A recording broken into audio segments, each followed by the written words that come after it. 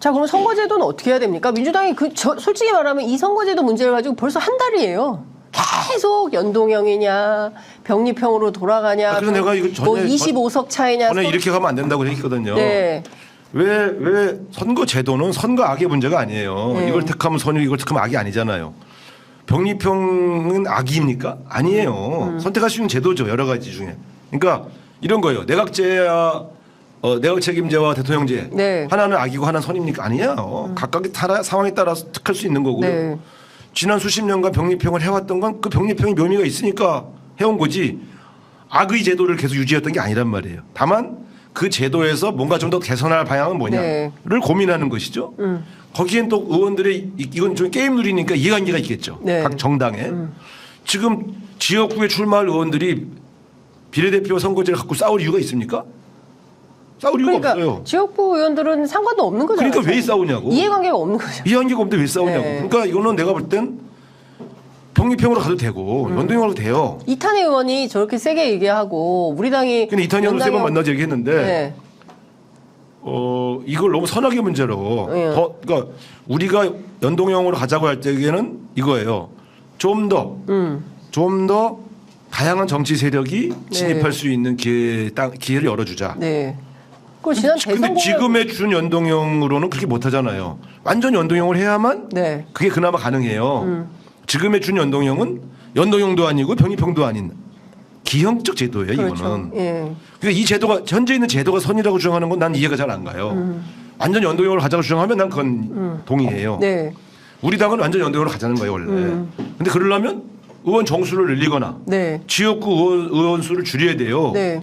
현재 있는 47석으로는 완전 연동형이 불가능해요. 맞아요. 최고 한 60석에서 70석 이상은 돼야 돼. 그러니까 지금 있는 의원 수를 그대로 두고는 완전 연동을 할 수가 없잖아요. 네.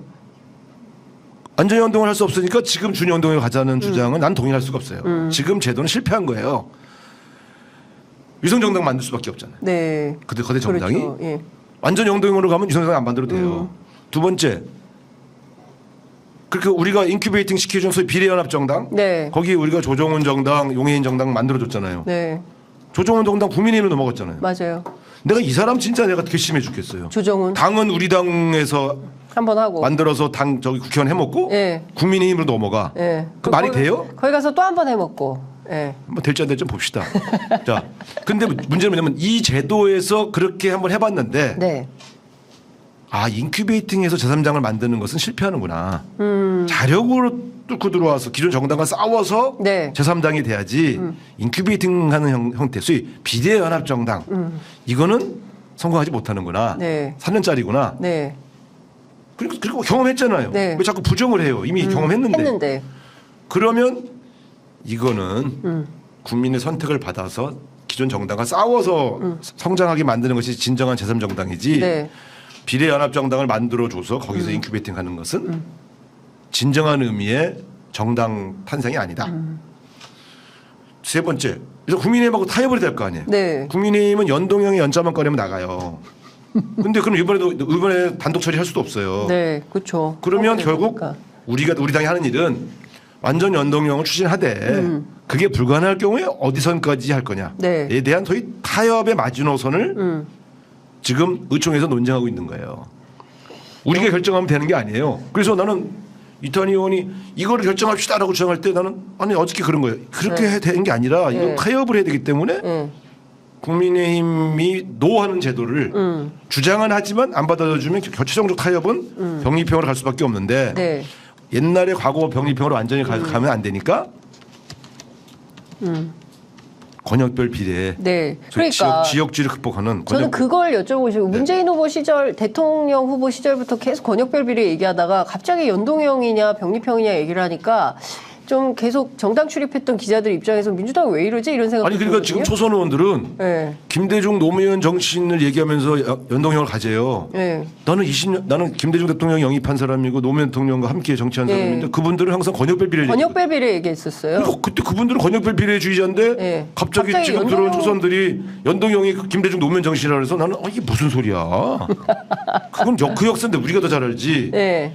사실은 4년 전에 갑자기 연동형이 튀어나온 거예요. 저는 4년 전에도 연동형은 사실 반대했어요. 저는. 특히 이런 준연동형. 네.